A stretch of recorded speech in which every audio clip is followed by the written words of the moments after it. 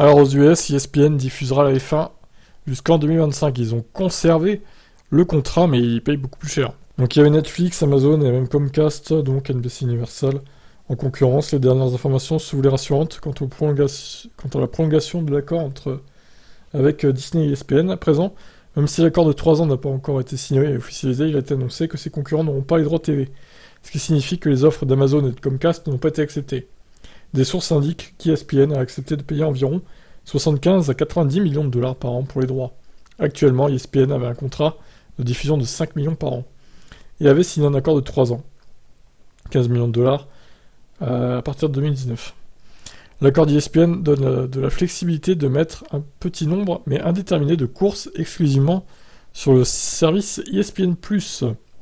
La plupart des courses seront diffusées à la télé, soit ABC ou ESPN selon les sources.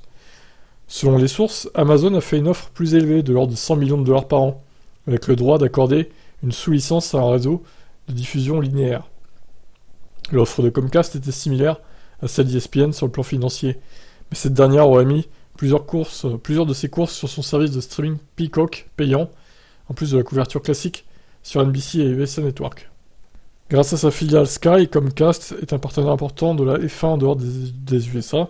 Netflix a eu des discussions avec la F1 et a effectivement fait une offre, mais celle-ci était trop éloignée des exigences. Les dirigeants de la F1 ont clairement indiqué qu'ils n'étaient pas encore prêts à mettre toutes leurs courses sur un service de streaming.